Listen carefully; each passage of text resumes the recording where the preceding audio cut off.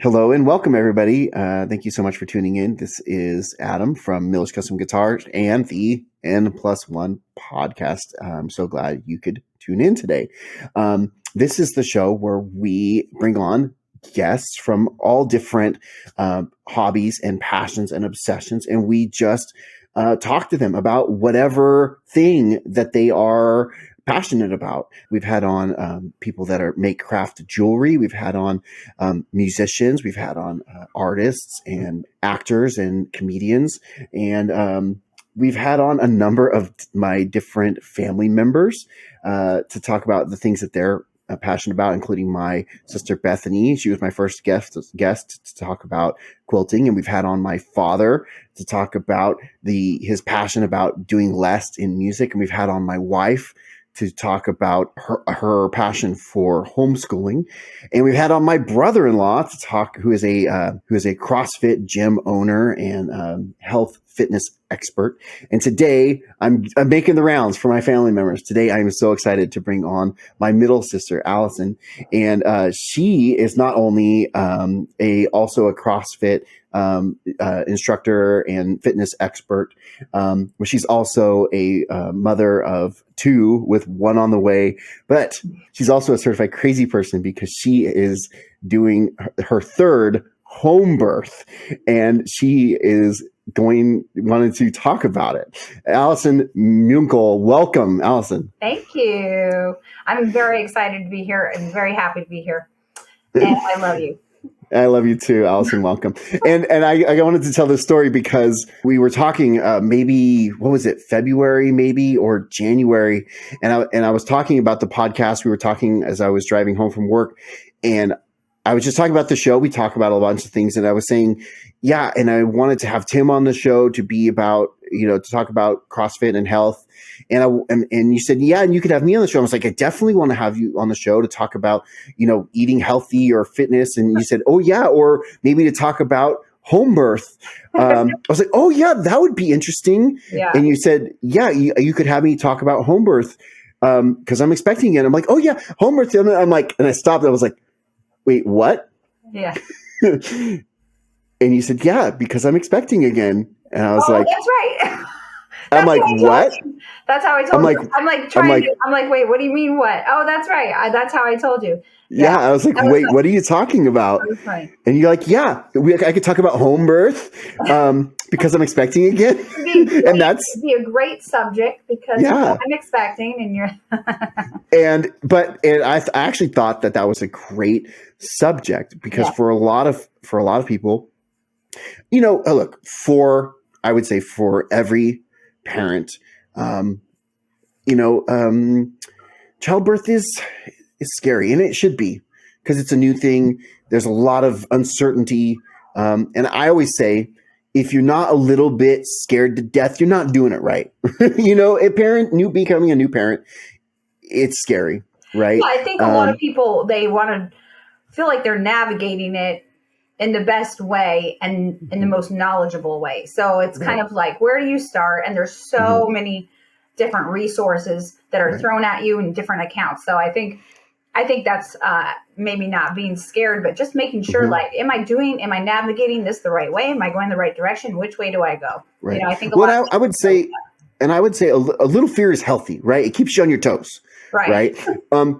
But what in the world, Allison, led you down the path of home birth, right? So you're sitting there, you're expecting your first child, and what was it? Well, let's start at the beginning. And how would you what is home birth? Okay. Well, let's start there with home birth, and then I want to go down and say what led you and Tim to say, we don't want to have our baby in a hospital, and we want to have it at home. So let's start there. What is home birth, and how did I get here? And how did you get there? Okay, because I definitely have a story. Yeah, let's talk about it. Yeah, and so home birth there's lots of different styles of home birth, but basically in a nutshell, you are deciding to birth your baby in the environment of your choice. You can have it be at home, you could have it be in a cabin in the woods. It could be, wherever you feel like you want to call home, but it's out of the hospital. It's not a birthing center. It's in your own space. So I've seen, videos of women having births in the woods on their back deck. I've read many books about the hippies in the 70s having their births in the school buses. But for most women who are like, I don't want to have a hospital birth, they consider a home birth. And that just means getting your home ready to be a great environment for you to birth your baby. And with that comes, if you want a birth professional, a midwife, and you can also hire what is called a doula, which is basically like a birth coach, someone who, like I'm a CrossFit coach. I can help you with your nutrition, teach you techniques and methodologies. And that is what a doula would do. Support you in birth, be your advocate, remind you of your wishes, of your birth, because a lot of women, they have this idea of what they want. Right. And they'll go to the hospital and or just in labor in general, and you'll forget that you didn't want an epidural, or you forget that you wanted, the lights dim. But your doulas are amazing, but they are, they remind you of these things. But for me, for home birth, it actually started before I was pregnant at all. I can't remember what year it was, but I had my Instagram account. I posted a lot of paleo recipes. And before my name was Allison Muenkel on Instagram, it was called Paleo Allie. And so I was just this girl, and I would post paleo pictures of paleo pancakes and just things, because that was a big movement in CrossFit, in the CrossFit community. And I was at Wegmans, which is our local, it's kind of like Trader Joe's / Whole Foods. And I was shopping in the organic section, and there was this girl, and she had this baby wrap that was it looked like, have you ever seen one of those hammocks that's multicolored and really just ornate and beautiful? Looked like it's handmade. And I stopped her, and I mean, Tim and I must have been married maybe, I don't know, we've been married almost, 12 years? I can't remember. 11 years, 12 years. It must have been at least 8 years ago. So it was early in our marriage, and I saw this woman, and I'm like, where did you get that baby wearing sling thing? I've never seen one like that. That is so cool. And she looks at me and she goes, are you Paleo Allie?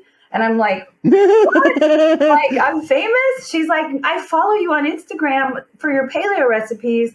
And I was like, wow, that's cool. Not like I was anybody famous or, back in the day, there's followers, I guess. But, and that struck a conversation. And so she was like, do you have kids? And I was like, no, I don't have kids. And she was like, listen, you need to watch the documentary, The Business of Being Born. And I was like, oh, okay. And she was like, you also need to watch The Elephant in the Hospital, which is a whole nother conversation. It's about circumcision. It's a 7-minute video on YouTube of audio of a little baby getting circumcision. And it's just, I listened to that. I did not want to listen to that again. Anyway, but The Business of Being Born, I watched, and it just opened my eyes to the hospital system, and really not hospitals themselves, but the system of how the hospitals work. The sequence of events that happen in the hospital. Well, in America, our cesarean rate at most hospitals is about 30 to 40%. That shouldn't be the rate of cesareans, but it's very, very common.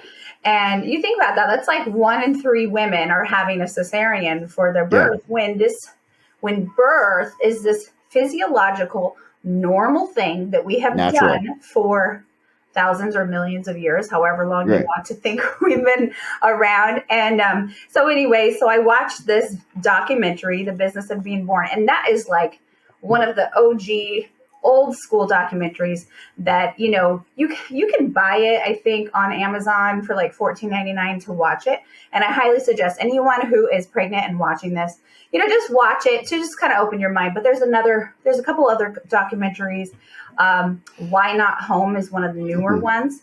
And Tim and I watched that together. But anyway, so I watched this documentary and I always was like, I don't know if I want to have a hospital birth. Like, it just doesn't seem intimate. Like, I want to do my own thing. And, you know, when I have kids, I'd love a home birth, but I just always didn't know how my husband felt. And so where I got to this, what happened was we got pregnant, and I remember being like, I'd love a hospital or a home birth.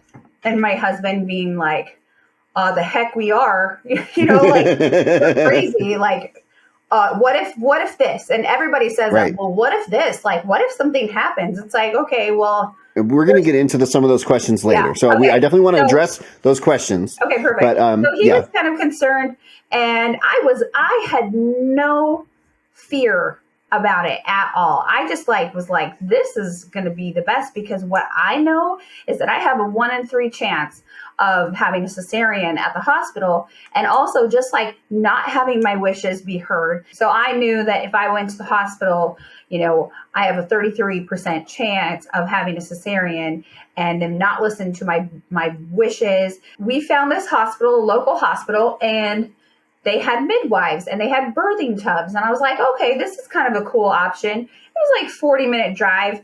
And I started my care. And so what happened was I had a friend who was like, listen, now this is another rabbit trail, but I had a friend who was like, don't get an ultrasound. And I was like, what are you talking about? And they were like, just look into it. Here's some articles. You need to look into ultrasound before you have any, like, especially since you're early on, like, look at these articles.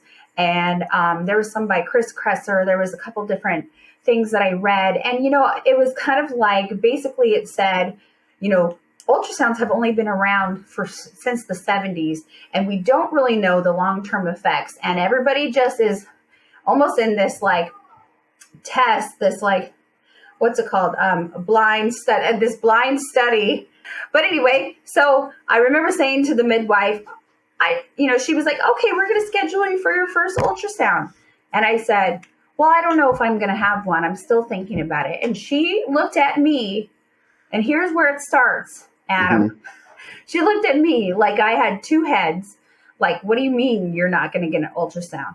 And the books that I was reading, the midwives were like, let your doctor know if you want an ultrasound. You know, it was like to these midwives who were writing in these books, it was as if it was like, oh, just let your care provider know if you don't want one. And most midwives in the true midwifery model of care, they weren't using ultrasound. So I just was like, you know, I trust that God made this baby perfect.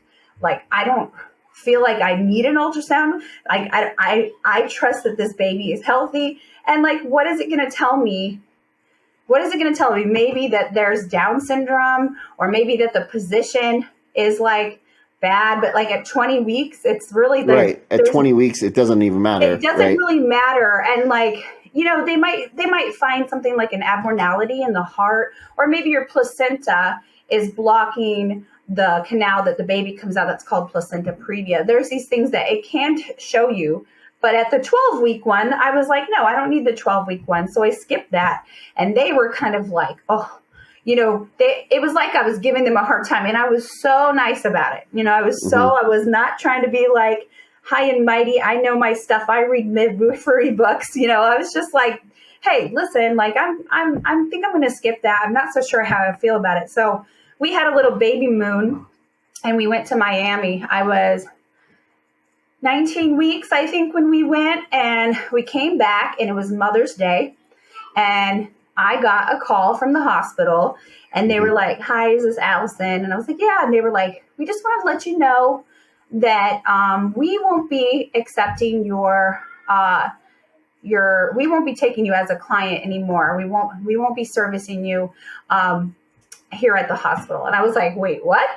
And so they basically kicked me out. And I said, why? And they said, well, we discussed your case at our high risk meeting. I'm like, high risk?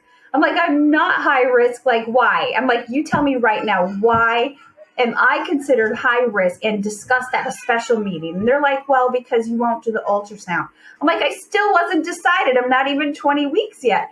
And just so you know, some feedback, some background for ultrasounds, you can have an ultrasound. The 20-week anatomy scan is from 20 weeks to 22 weeks. I was 19 weeks.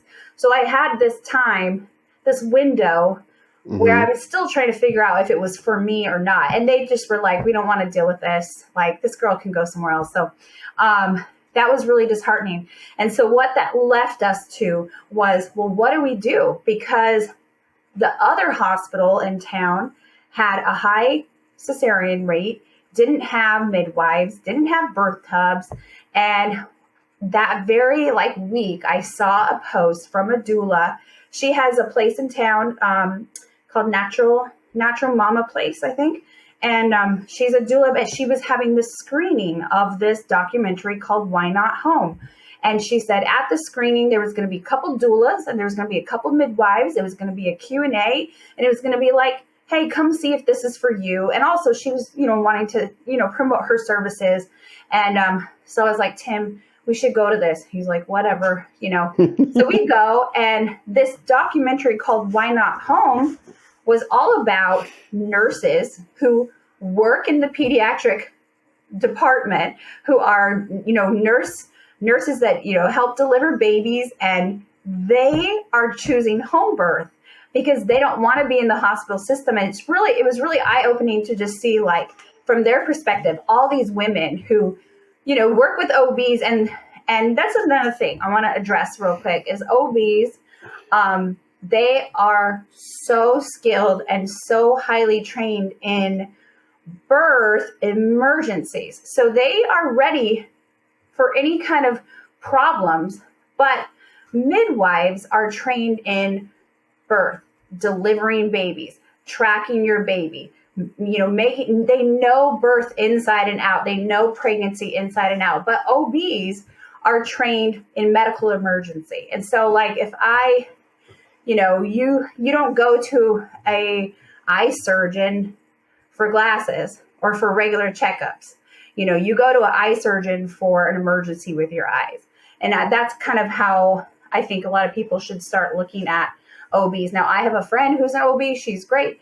But, I still think midwives really practice this different type of care where it's really just about birth and being, it's like this, we were meant to do this. Anyway, so we went to the screen, and after that, Tim got in the car and he was like, yeah, we're not doing the hospital birth. We asked the midwives all kinds of questions. What happens this? What's the transfer rate? Because like you said, it's good to have some fear, but I wasn't really scared, but I wanted to know these midwives that were there, what were their rates of transfer, and why did they have to transfer? What does that mean? What do you mean rates of transfer? Transfer means I'm at home, because I really hate the term failed home birth, because most cases where a woman has chosen or has needed to be transferred to the hospital from home in the middle of her birth or after, or before the baby is coming, or maybe they've labored for 2 days. And most times, in most cases, it's because the woman is just so exhausted that she needs to just go get some rest and get an IV drip and just have someone just let her, get the fluids she needs and take a rest at home without, being I'm still it's really, that's what the common transfer rate is for, is just a woman's labor is taking so long. She wants to go to the hospital. She wants some rest. So transfer rate means transferred from home to the hospital. Yes. Okay. And so some people might say, oh, well, that was a failed home birth. It's not failed. It's just the woman's deciding that was what was right for her, and she gave it her all. And now it's okay, let's go to the hospital. And guess what? She can still go to the hospital, and she's done all the hard work, and she can go and bring, actually, a lot of women will still bring their midwives, and the midwife will then act as a doula to support her and advocate for her and coach her through labor. Because a lot of the midwives and the OBs, a lot of them know each other. and because they've seen things, but they don't want to respect each other and their Right. professions and their roles. So, but I wasn't worried about that. So anyway, that is how we decided. So then what happened after that was, out of the midwives that were there, I also did my research to see what other midwives were in town. And really, the pool of midwives in my area was so small. And so I was like, what do I do? And I just looked up, what do you do? How do you choose a midwife? Listen to podcasts. And it was like, just interview them. So I interviewed 2 midwives. And then I also found out some information about another one. And then after I interviewed with the second one, I just really liked her, and I felt like, and she was the one that she was at the screening, and she answered so many of my questions. So I was just like, let's go with her. And she was great. And then she did my second birth because I had already worked with her before, and I felt comfortable. She had all my blood work. She had seen my stuff. She had, delivered my baby. And the great thing about midwives is there's always an assistant. So it's like this community of women who are birth workers. And, you may have this midwife from over here, but her backup, she's going to have a backup. So she has a backup with this other midwife who's from another town, but they work together. And a lot of times there'll be an assistant at a birth, or you'll have a midwife who's in training. So you have these women. This is just the best thing. And this is what you don't get at the hospital, is that you have these women that you see throughout your pregnancy who love birth. They love you. They love babies. They know what they're doing. And they are just they believe in you so much. And then when they come to your birth and you're there in labor, you're going through it, they're rubbing your back, and they're just like, it's just this amazing experience. And then, you just feel so lifted up by these women. And so go ahead. I was just going to say, so that's kind of that was kind of your journey to deciding to do home birth. And, it sounds scary, home birth, because, our modern culture, it's like, well, if you're going to have a baby, you go to a hospital. But when you think about it, we've only been having babies in hospitals for, maybe 200 years, right? Yes. For tens of thousands of years, people have been having babies at home. Yes. So it's not really as scary as you think it is. And honestly, like, hospitals are very cold and very clinical, and they kind of need to be that way because they need to be clean and all that stuff. And, like the nursing wards, they try to make them warm and comforting and inviting, but they need to be like this clean clinical place as much as they can be, because it's got to be sanitary, sterile, sanitary, all these words that are not warming and inviting. And that is very bad for the birth experience. Because you need a place that is warm, you need a place that is comfortable, and having it at home, a place where you're comfortable, a place where all of your stuff is, a space where where everything is, where where the clothes is, the phone charger, where the towels, where your own stuff is, where space where where your kids are, like if you have other kids, all that stuff, it makes sense. Obviously it's not going to be for everyone. But at least, like, I understand having had a couple kids in the hospital situation. At least it definitely makes sense why it would be not as scary. Well, I listened to a podcast called Birthing Instincts, and I suggest anybody who's pregnant listen to it. It's fabulous. But they talk all the time about, and they just hear stories all the time from women, and they talk about women who maybe started labor at home, and then they decided to go to the hospital, or they were just going to go to the hospital, but they were in labor already, and their plan was for a hospital birth. And then they go into the room and the lights are bright, and, however many people keep walking in the door and checking on them, and, and their labor stalls. Well, of course it's going to stall, because there's this law in one of my midwifery books called The Guide to Childbirth, Ina May's Guide to Childbirth, and it's an amazing book. But there's this law called the sphincter law, okay? And it's basically like, if you go to the bathroom at someone's house and there is not a lock and you have to go poop, okay, we're going to talk about it. You have to go poop and you're like, oh my gosh, there's no lock. Like, you are going to either really struggle to have a good bowel movement, or you're not going to be able to go at all. Right.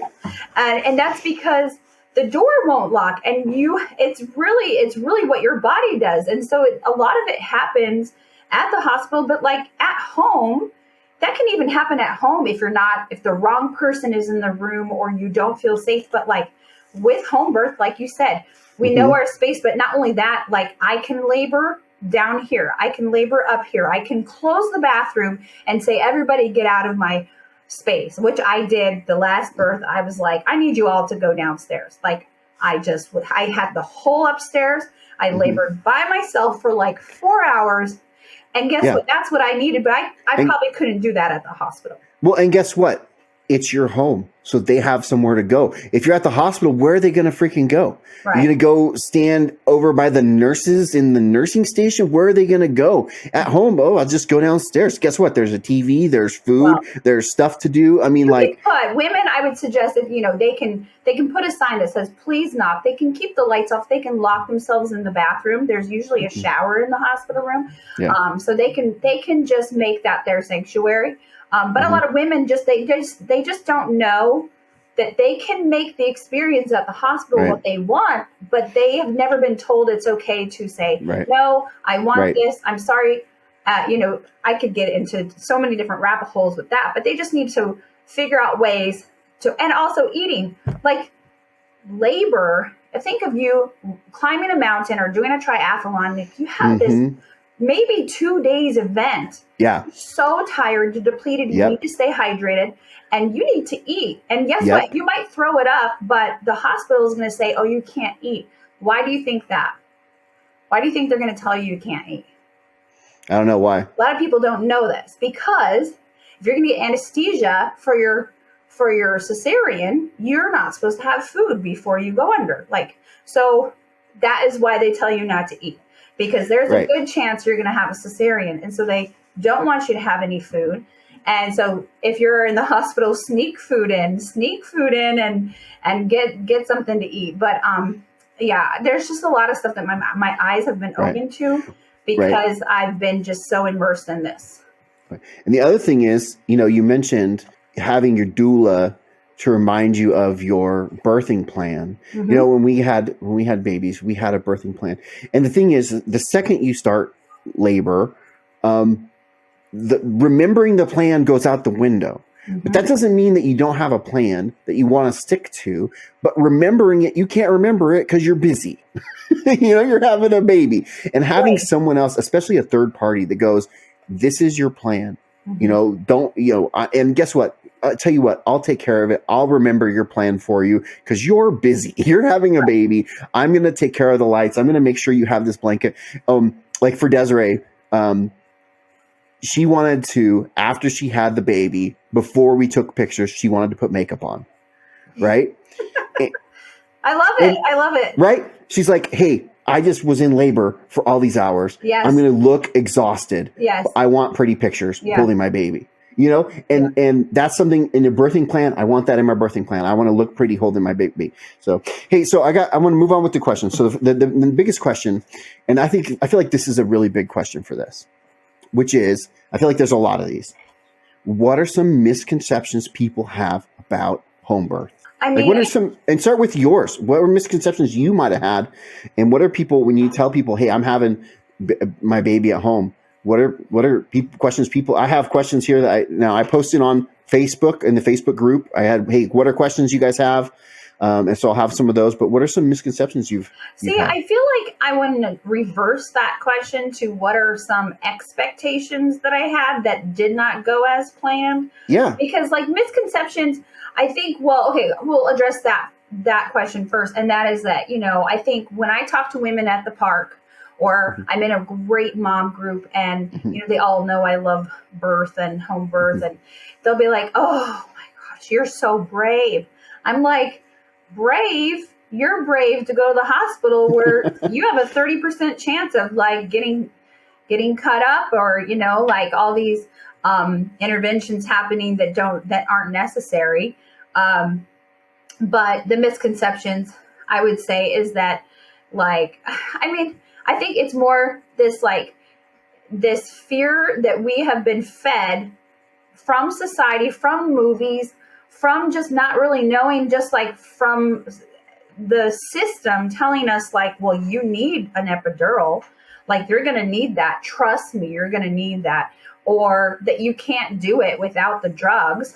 So like a misconception would be like, like that it's too hard, that I can't do it. You can't do it like that. I could never do that. That's too hard. But like the real truth is, like, we were meant to do this. And when you are at home and you have the freedom to labor how you need, and you have support of women and your husband or your spouse or even your children, rubbing you and putting heat on your back and like, just supporting you in the best way possible, it's 1,000 times more productive in producing this really wonderful experience of a birth process versus it being like you're coming in a fear state and everybody's checking on you 20 minutes, an hour every 20 minutes and asking you, do you want epidural? Do you need pain relief? Do you want, and like, so birth plans, like you might have said, I don't want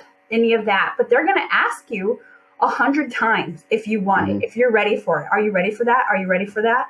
And it's like, well, so those are some misconceptions, is that I would say that people think that they can't do it, but they have to look and say, well, let me weigh the pros and cons.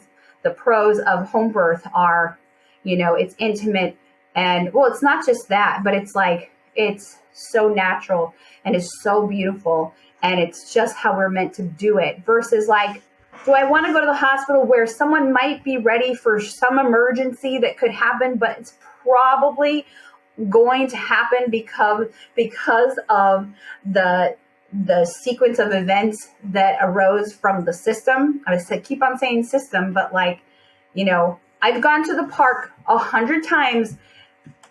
I say the park because I'm always at the park and I have little kids and I talk, and I there was a meme and it was like me at the park sharing my home birth experience. And it was so funny because it's like, I just love to listen to women's birth experience, and I can have empathy for them. But I will say a lot of the time it's like, oh, I had to have an emergency C-section because XYZ. Why? Well, because, the cord was around the neck. I'm like, well, 30% of births have the cord around the neck, and it's totally natural, and the baby doesn't even breathe until like the baby doesn't even breathe until the baby's out, and it's like, that's not an emergency. Or they'll say, I had to have an emergency C-section because I had a breech baby. Well, why aren't OBs learning breech? If the rate of a woman having a breech baby is 1 in 25, so they are skilled for a birth emergency, but they can't handle birthing a baby that's breech. And it's like, they need to be taught these things, and they're not expanding their education. They're not learning these things. It's like this common denominator with the cesareans and people's really traumatic birth experiences. It's just, it happens a lot because this X, Y, and Z happened to them. This is a common story. Oh yeah, I was in labor. I went to the hospital, and I was feeling really good, and I sat on the birth ball, but it was taking a long time, and the contractions felt pretty bad, but it was taking a while.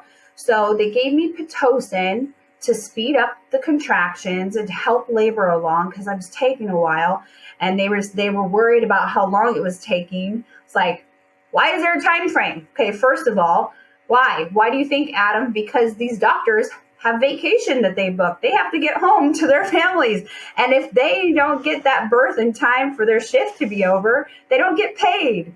So they want to move your birth along. So then they give them Pitocin, and then that makes the most extreme worst contractions ever. So then they get an epidural, and then the epidural causes fetal distress or the heart rate, the heart rate to lower. And then they say, well, I had to have an emergency C-section because my baby was in distress because her heart was, her heart rate was going down, or I had to have an emergency C-section because labor was stalled. Well, why was labor stalled? Was it because 100 people kept on walking into the room and checking your vagina when you could have just be left alone? So what I'm saying about the system is like, there are so many things that happen on a normal, regular basis in the hospital that cause these emergencies that wouldn't have happened in the first place if they would have just been left alone.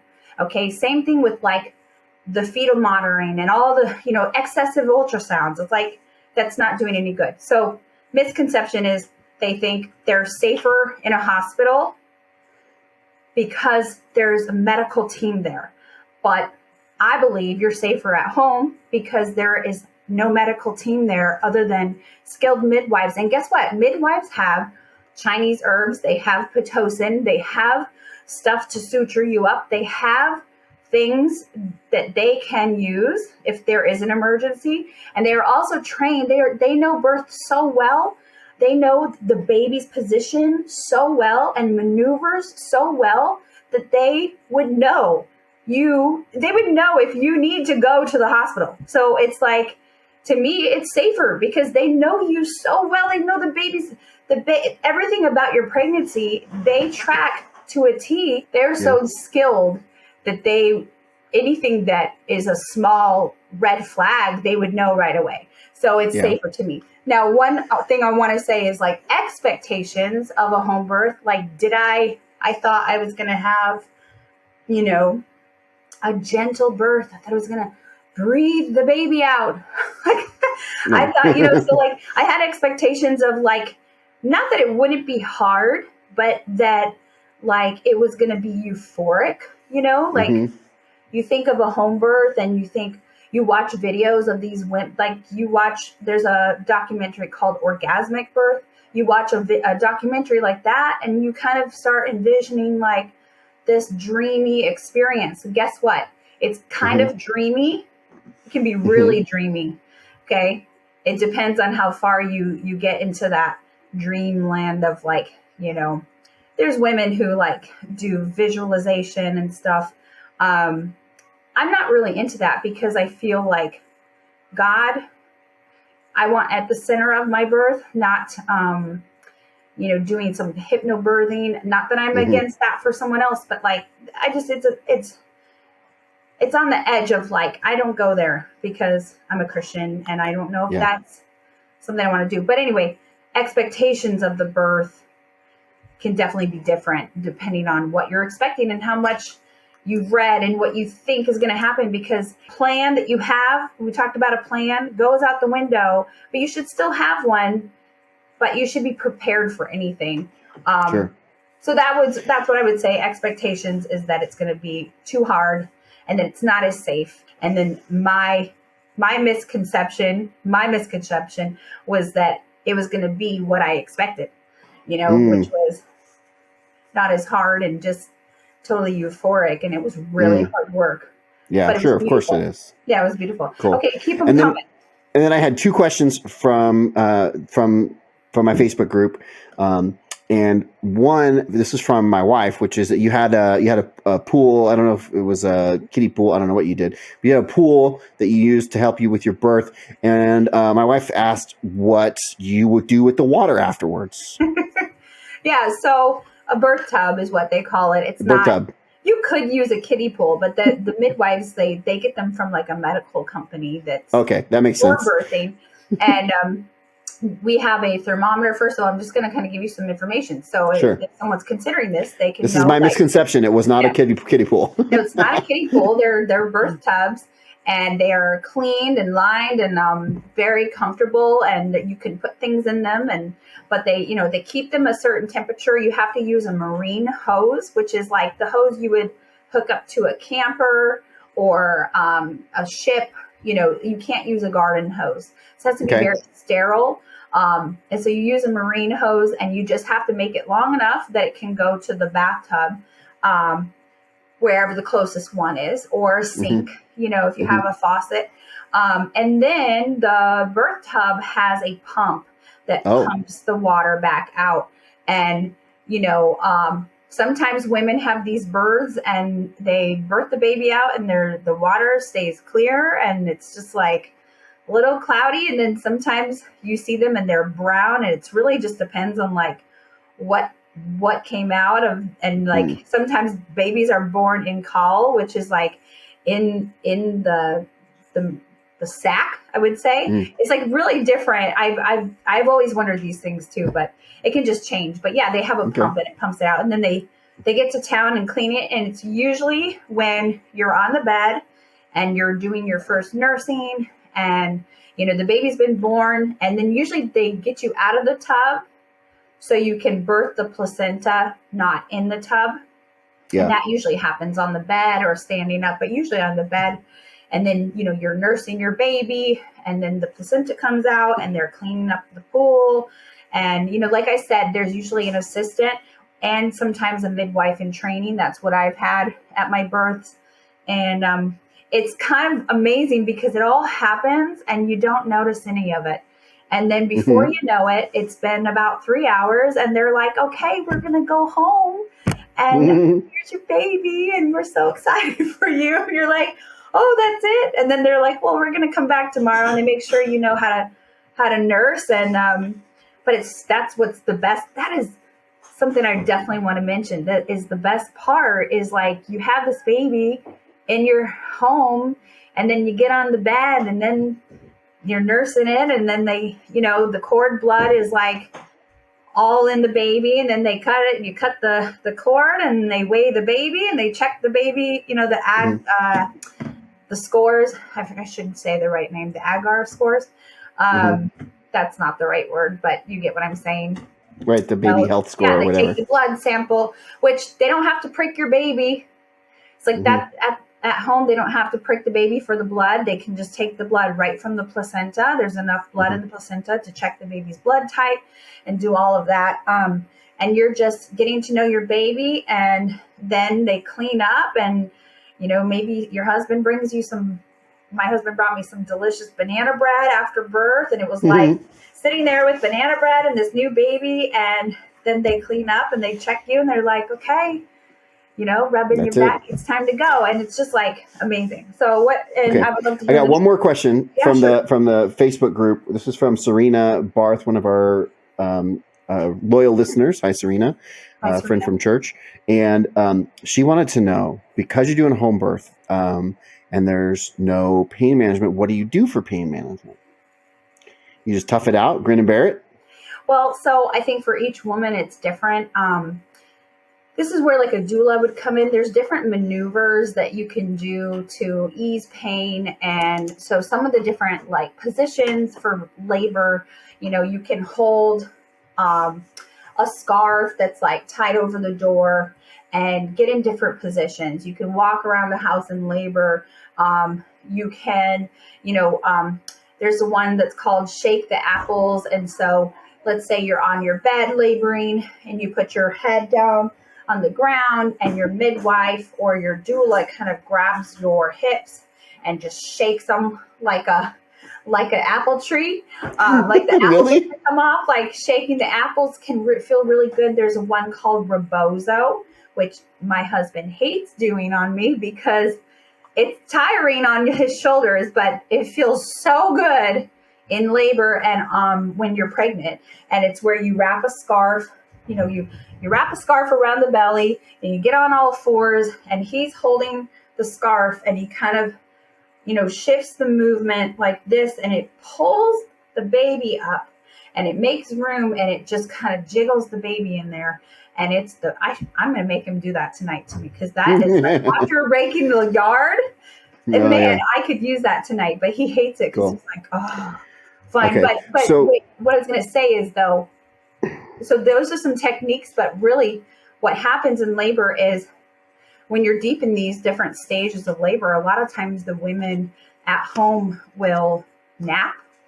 So napping. So here's some technique. What do you do about pain? You nap through your labor. You take a shower. You have your doula support. Your these different movements. But like I slept when I was like in transition. When I was like the baby was like on its way. It felt like I napped probably like an hour, but it felt, and my contractions were like every 3 minutes, but it felt like I fell asleep for 20 minutes at a time. And then my body would wake me up. I'd have a contraction and then I'd fall back asleep. And then what? And then that happened for like probably 10 or so contractions or 15. And then I woke up and I was like, it's ready. We're ready to go. So like, I think our body has different ways of just managing pain and what we're going through in a natural way. That's what my response would be to her, is just that, you know, your body can do it, and you're going to find ways to like manage the pain.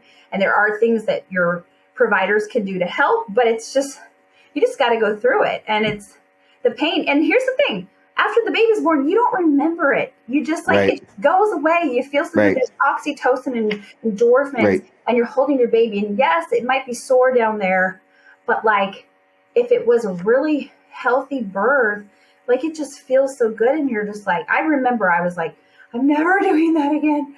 And then I was like, and then I was like, I want another one.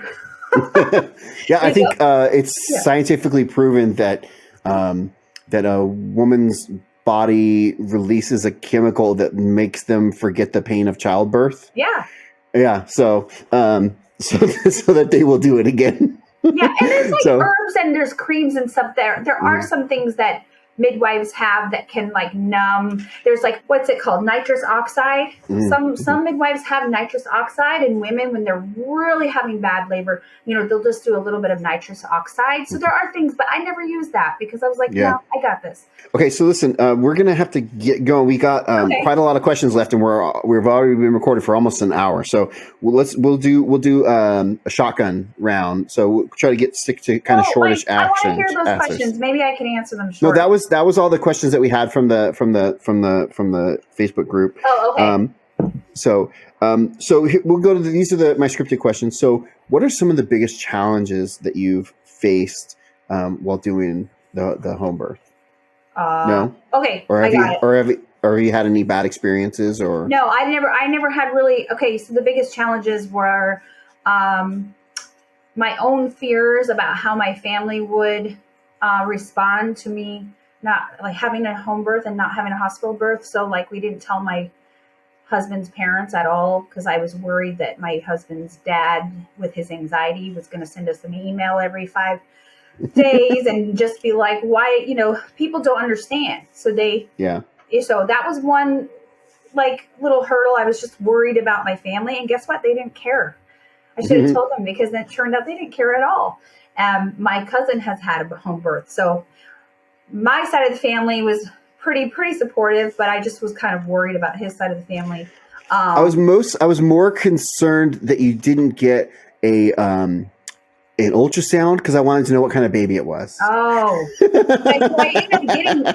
Okay, so after all that, when I decided to get the home birth, I was like, well, maybe I should get the one ultrasound to know if I have placenta previa, because if you have placenta previa, the placenta is blocking the birth canal. And so if you try to push your baby out, it can rip the placenta, and it can really be a terrible thing. And so I just was like, I want to know if I have that. Same thing with this one. I had one ultrasound and make sure everything's okay because I'm having a home birth, you know, but did I need to do it? Probably not.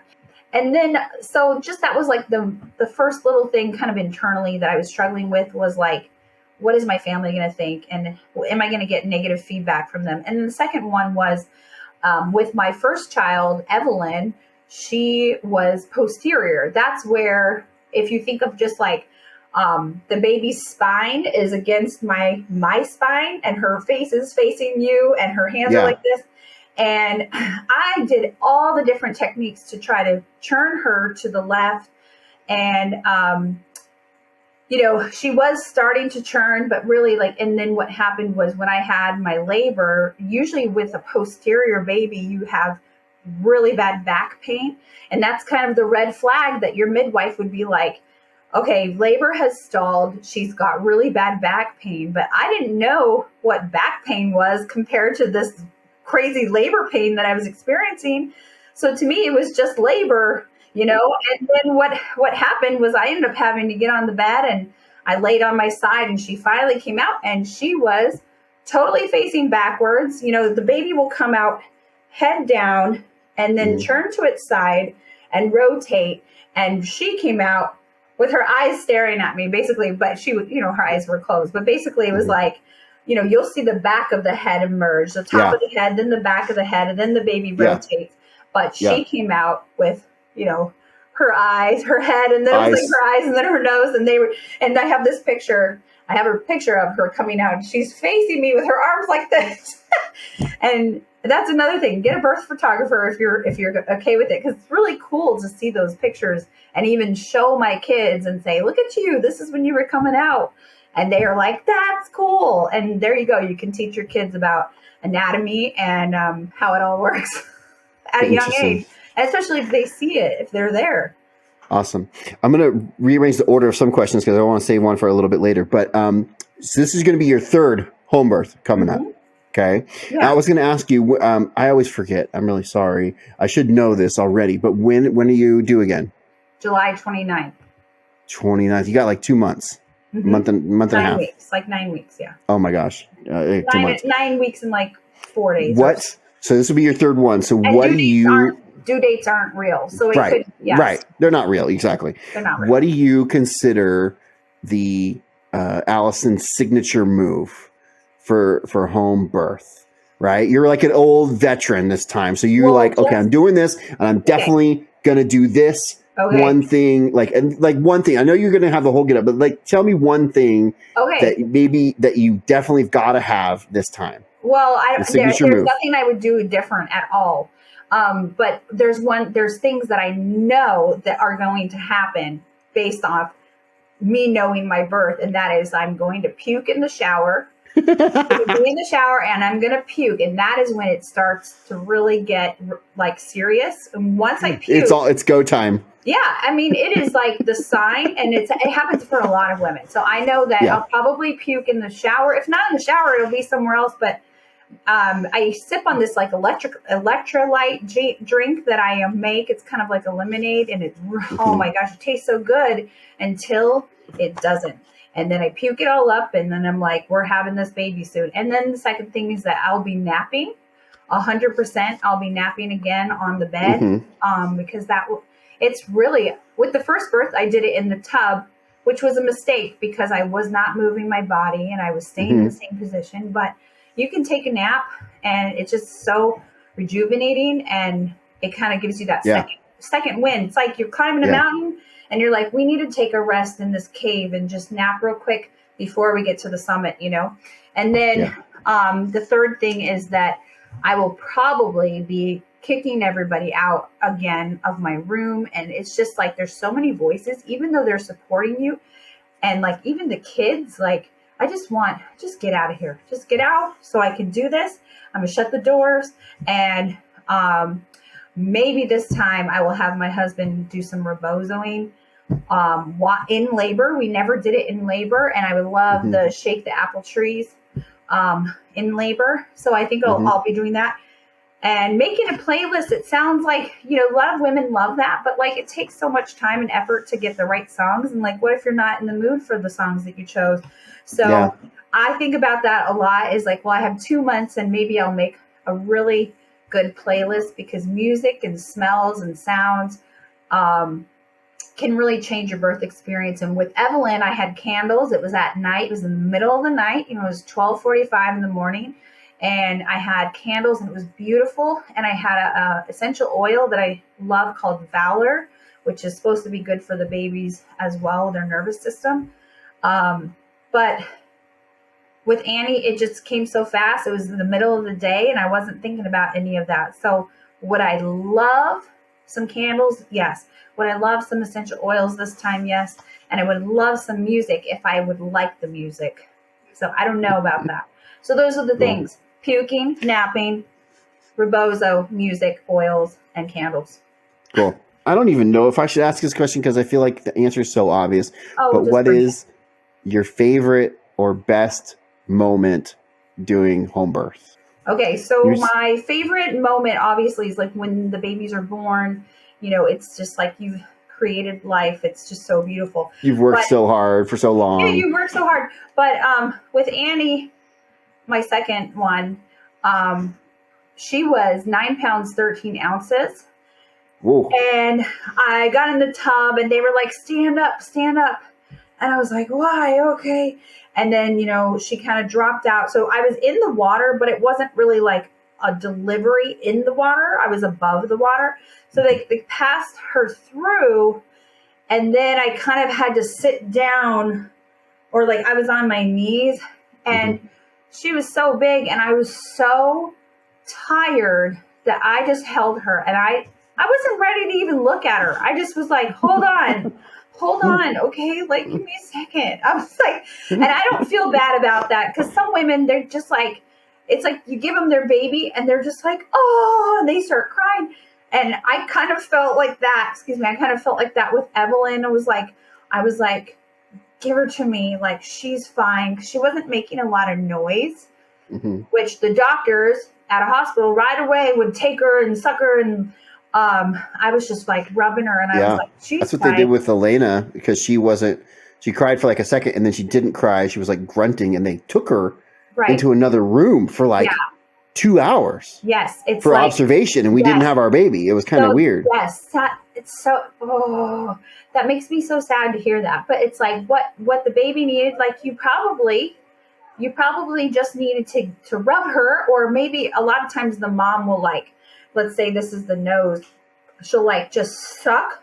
Naturally, the instinct comes and she just sucks out the baby's snot herself and just starts rubbing that baby. And the baby just needs a minute. You know, sometimes it just needs a minute. Sometimes it doesn't. Sometimes it needs a little more. But with Evelyn, you know, I was like, she's okay. Give her to me. And that was like my favorite moment, was just like seeing her, and she was so beautiful.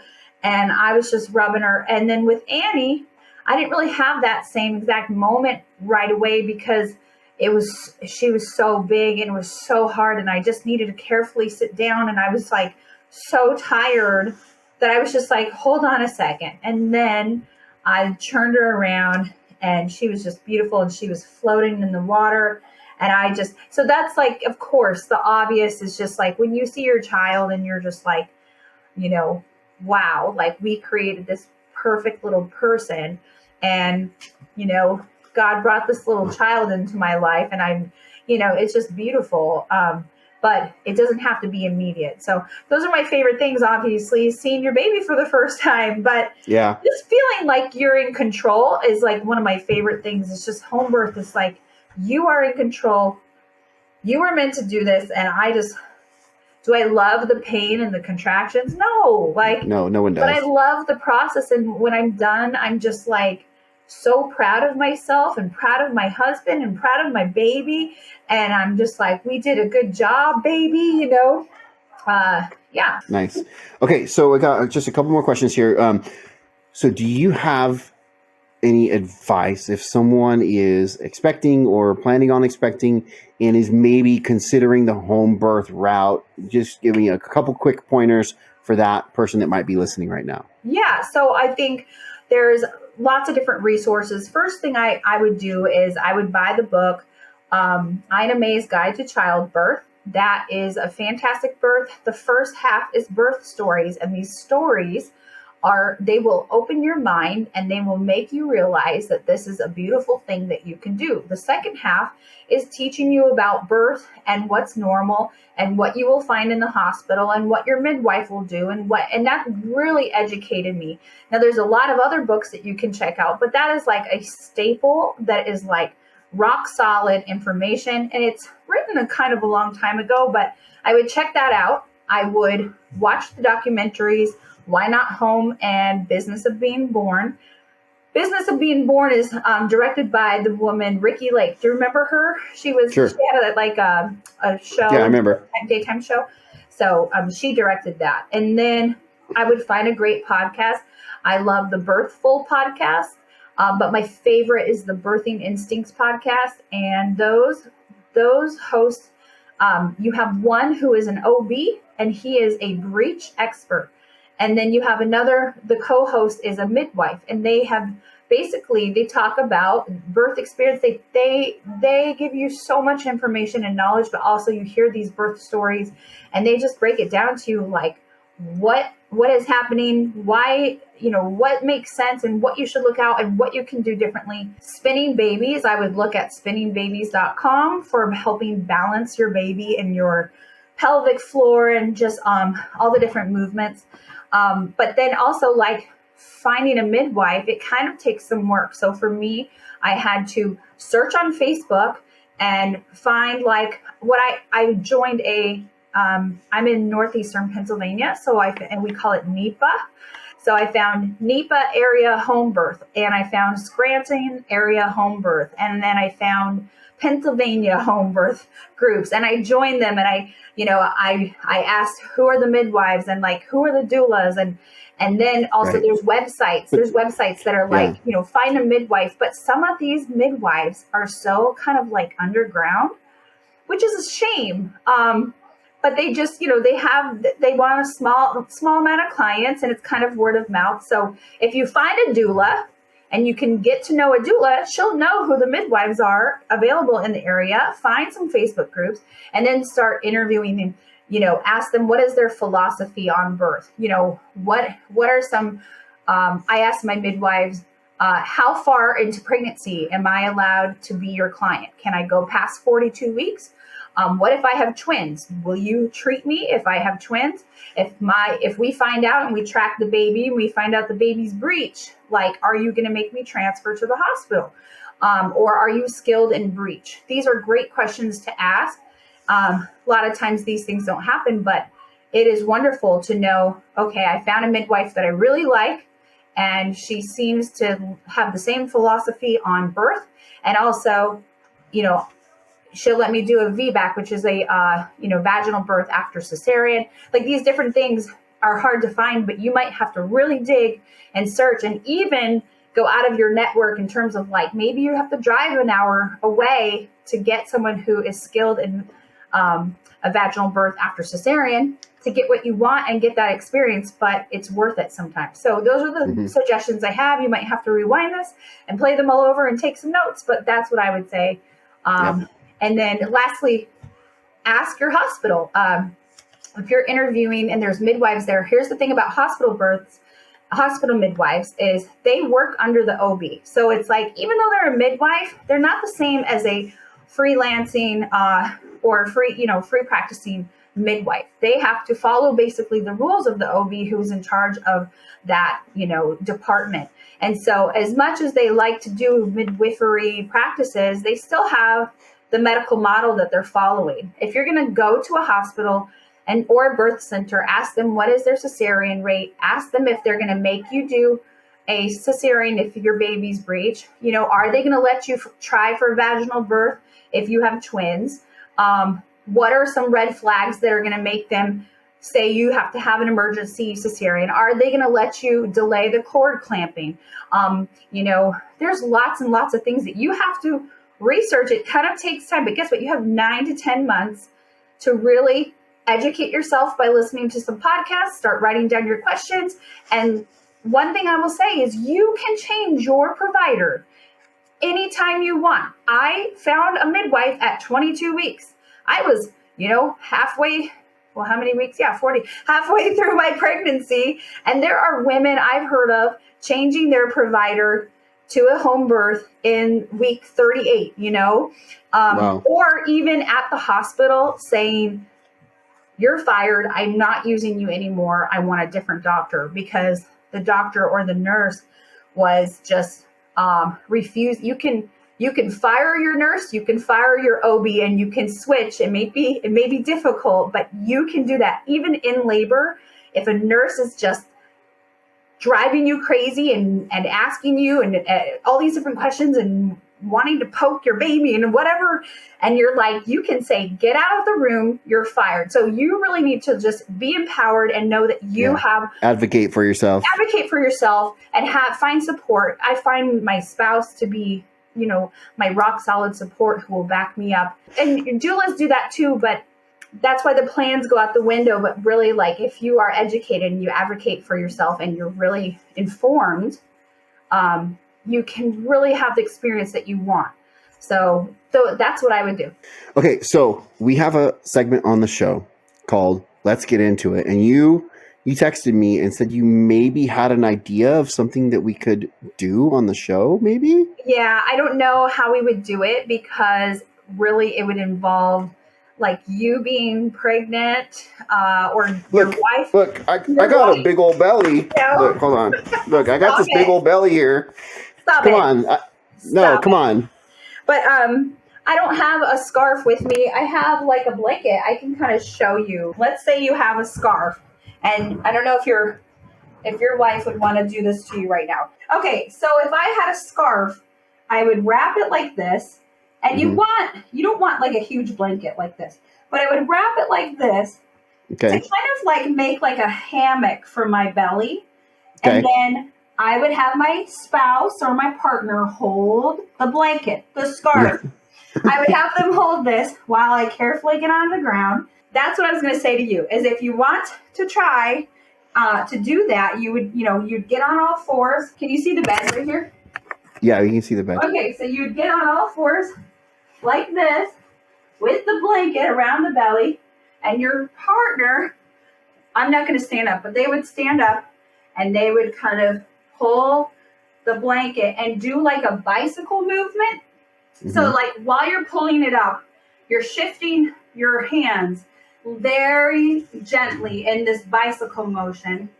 And then as you get kind of going, then you can kind of go faster, and it's kind of like a shimmy of the belly, and the belly is going to be like, it feels so good. But that's what I would say. Now I'm stuck. Totally stuck. I'm stuck. Hold on. I can't get off that way. Oh my God. Don't worry, I'll edit that out. That one's just for me. Yeah, that makes for a good show. But yeah, so I was going to say you could try having your wife rebozo you right now. But I showed you what to do. Yeah, that is great. So if you are a spouse, that's a great tip.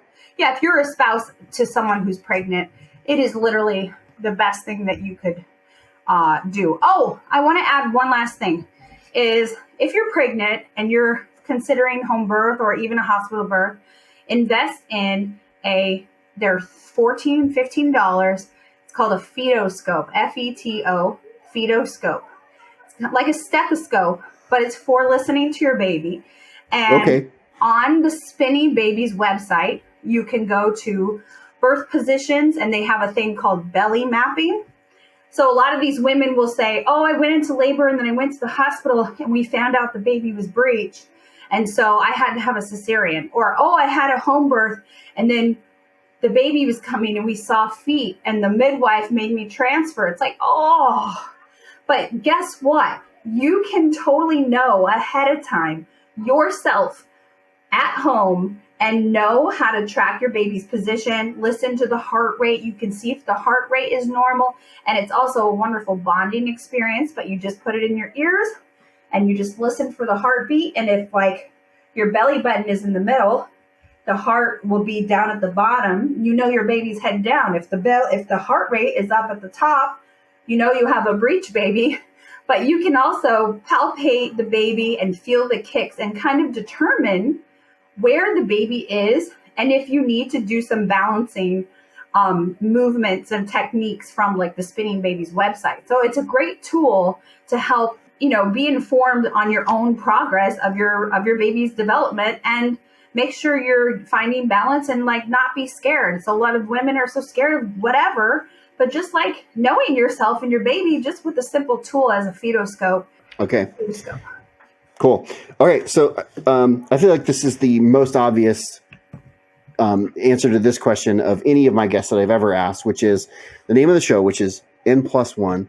What is N+1, which is what is coming up for you as far as home birth goes? Okay, so I'm trying not to like get excited and get ahead of myself, because I get excited about a lot of different things. Like, I've wanted to be a photographer. I've wanted to be an e-commerce person. I got my degree in elementary education. I was a CrossFit coach.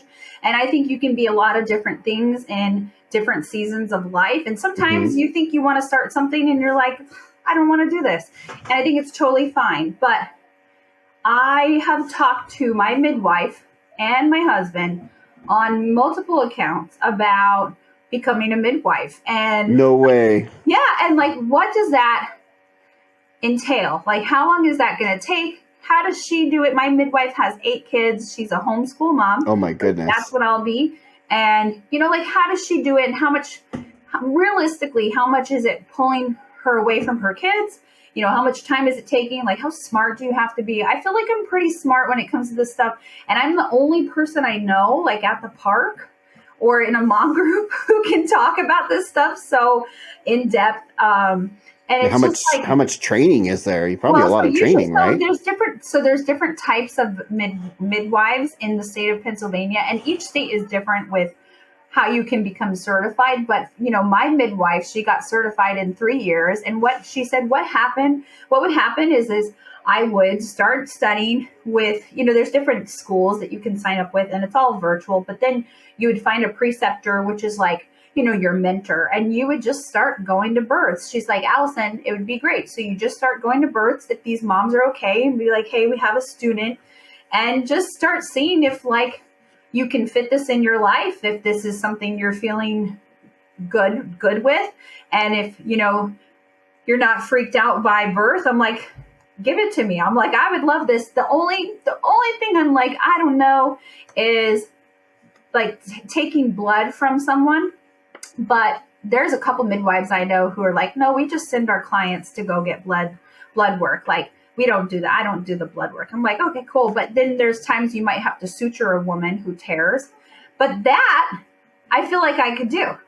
But taking blood, just makes my stomach queasy. But so I think about it all the time. And I've had a lot of ladies say, well, why don't you be a doula? You'd be a great doula because you've been a CrossFit coach and you're a coach. So you know how to, you know, help women and you're so passionate about it. But I don't want to be a doula because I want to be in a home birth setting. And the doulas that I know, 90% of their births that they attend are in the hospital. And I don't want to be in the hospital setting. And I know I can do home birth doulas. Like, I could be a doula, a home birth only doula. But that's just not what I want to do. My idea of the +1 right now, if it's God's will, if it's something that I pursue and I start to really feel like it's my place, would be becoming a midwife. Because here's something that I was thinking about, is that, you know, after COVID, you had all these moms, the rate of midwives, home birth went up, I think 20,000 during and after COVID. So I think there's about 50,000 home births a year. It's not a lot. But after COVID, it went up like 20 to 30,000 home births. And there's probably a lot more that were not registered. There's like free births, and people have births by themselves without a practitioner or a midwife. And why do you think that is? Because these women want bodily autonomy. They don't want someone saying, you know, take this jab or you're going to lose your job. Or, you know, you have to wear a mask while you have this baby. Now, they're not doing that as much. Right. Some hospitals might still, or you know, during COVID, just hospitals felt like scary places. You know, they were afraid of the exactly.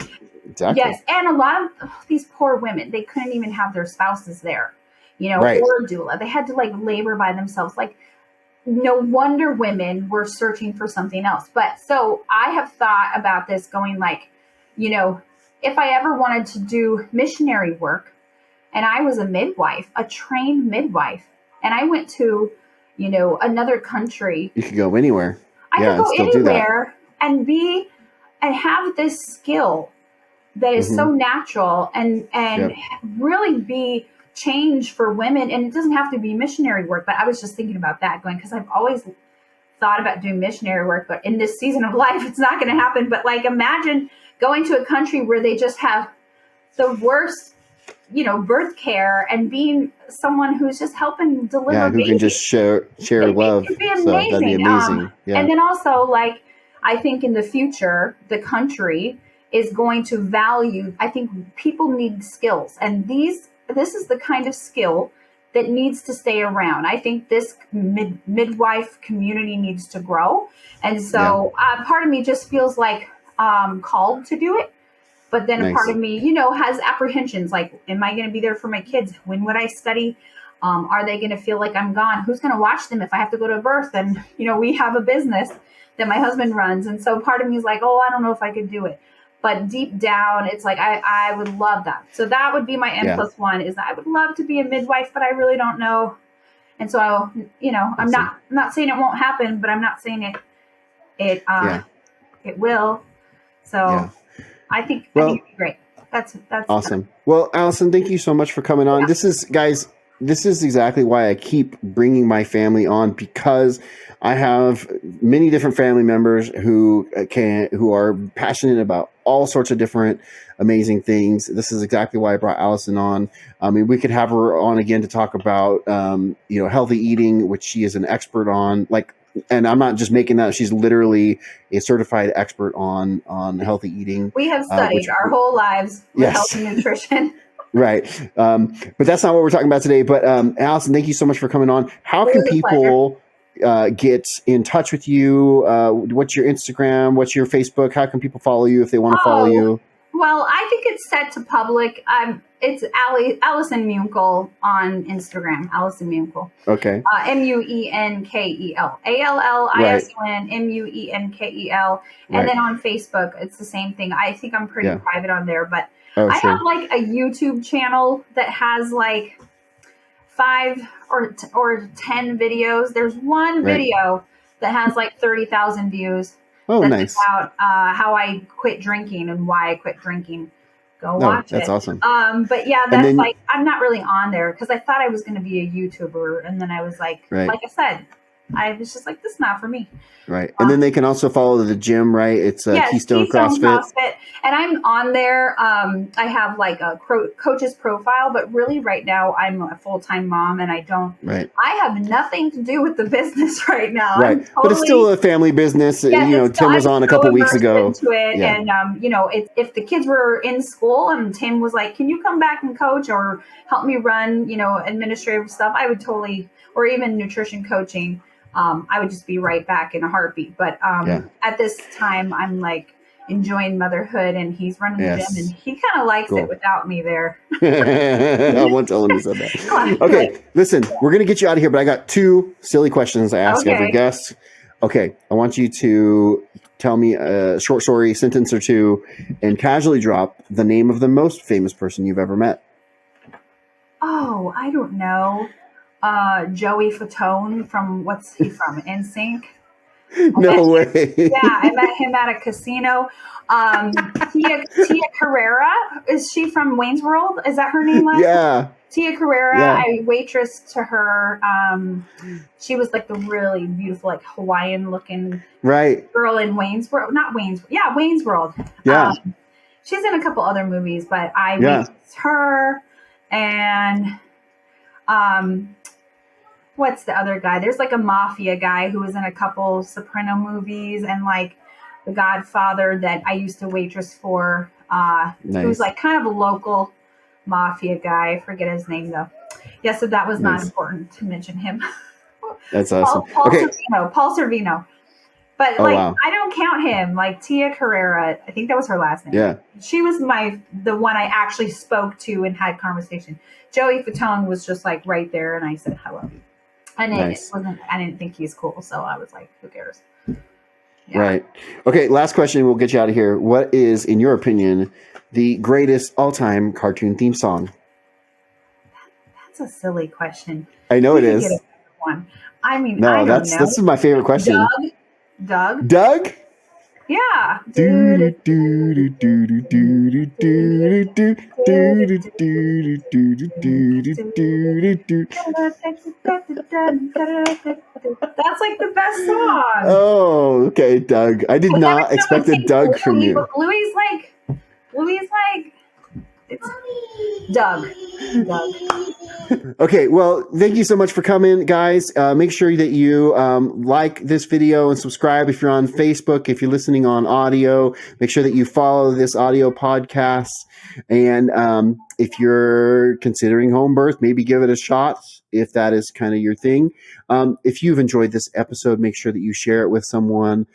Hey, if you are interested, we have a Facebook group where you can follow these episodes. You can ask questions. We share. If we have a guest that has art or something, we share additional images of their artwork.